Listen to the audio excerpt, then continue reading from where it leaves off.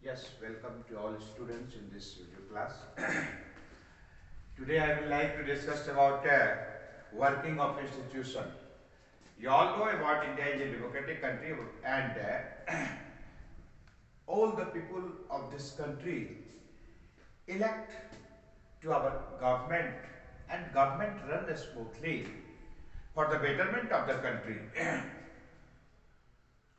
अर्थात हम जानते हैं कि भारत एक लोकतांत्रिक राज्य है और यहाँ की जनता के द्वारा शासकों का चुनाव होता है और शासक जो सरकार के रूप में जाने जाते हैं उनका उद्देश्य होता है कि वह इस कदर अपने देश के अंतर्गत विभिन्न प्रकार के कार्यों का संचालन करे ताकि जन कल्याण अधिकतम हो सके, जनता का विकास, देश का विकास अधिकतम हो सके।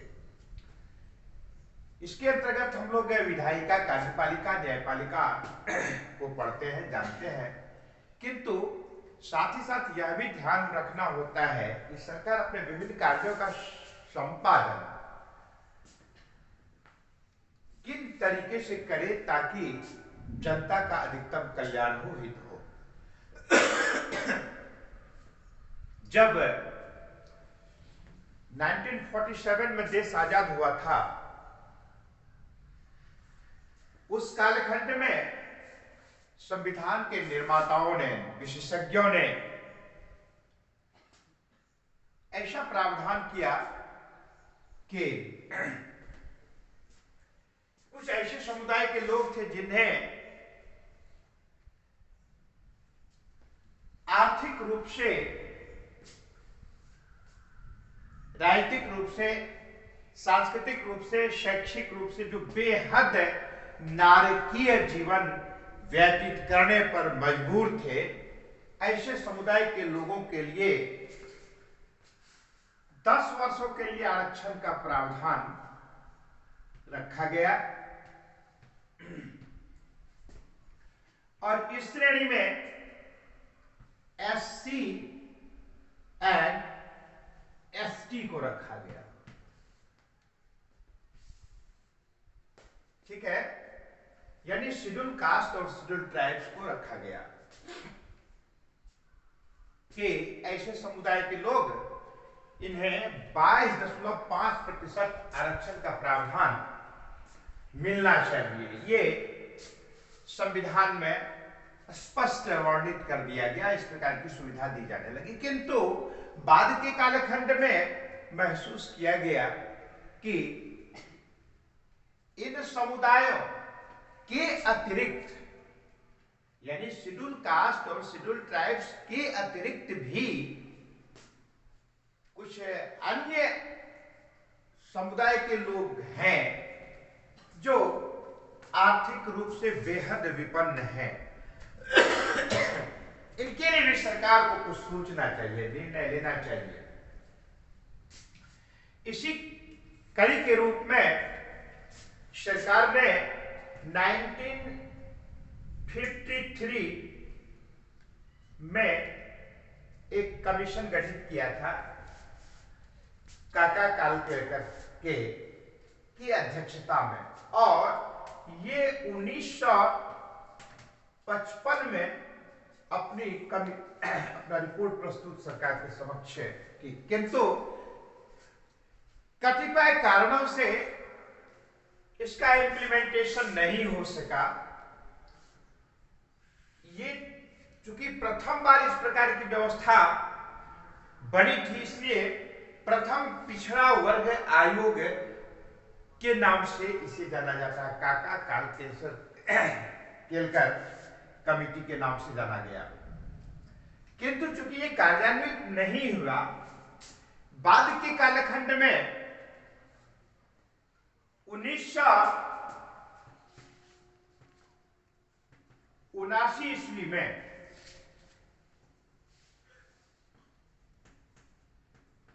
बीपी मंडल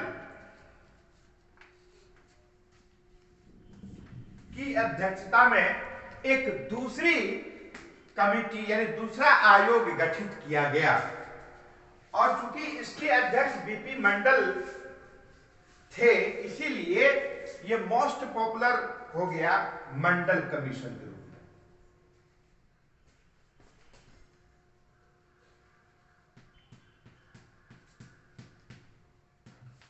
ठीक है।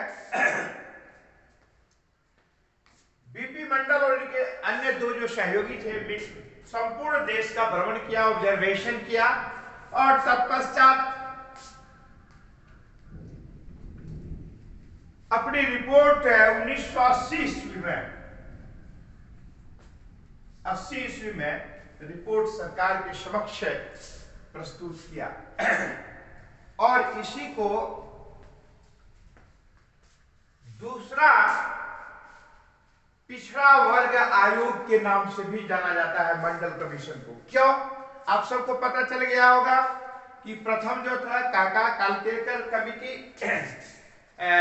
कमीशन, जो उनके अध्यक्ष थे, जो पिछड़ा वर्ग आयोग के प्रथम पिछड़ा वर्ग आयोग के अध्यक्ष है काका कालकेकर,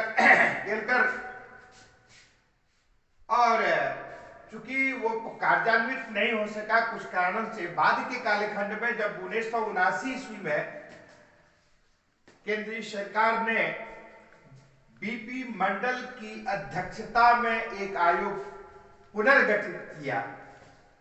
यही कारण है इसे दूसरा पिछड़ा वर्ग आयोग के नाम से भी जाना जाता है, मंडल कमीशन को। और इन्हीं को चूंकि अध्यक्ष बीपी मंडल जी थे, इसीलिए इसे मंडल कमीशन के नाम से जाना गया। मोस्ट पॉपुलर हुआ और काफी चर्चित रहा। और इसी में एक और वर्ड है ऑफिस मेमोरेंडम, जो हमने पहले ही लिख दिया है।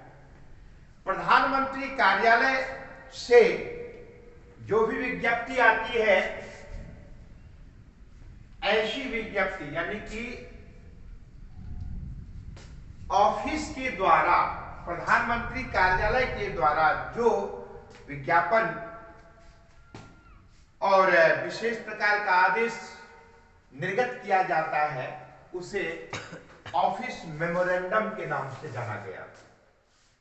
तो आज आगे हम दिन इस पर चर्चा करेंगे कि बीपी मंडल ने क्या रिजर्वेशन में, यानी अब उन्होंने रिपोर्ट में कौन सा चीज प्रस्तुत किया, तो जिसको कि एक दशक के बाद 13 अगस्त 1990 ईस्वी को जो all those people who are socially and educationally backward classes, ये इनके लिए 27% आरक्षण का प्रावधान किया गया। आप सबको ज्ञात होना चाहिए कि संविधान में ऐसा स्पष्ट प्रावधान है कि संविधान के मूल में 50% से ज्यादा रिजर्वेशन कतई नहीं होना चाहिए।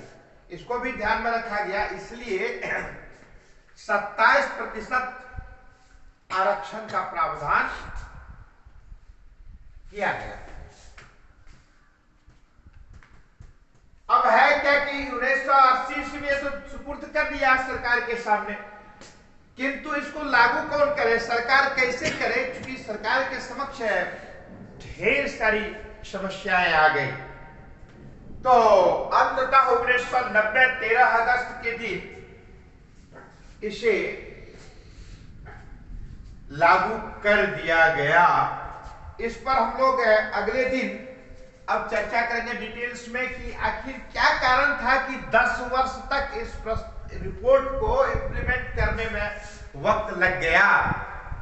तो आज की कक्षा में इतना ही, आप लोग इसको पढ़कर आएंगे, होमवर्क में लिख लें कि to read carefully about working of institution, that is lesson number or topic number 5. Today is enough. Thanks.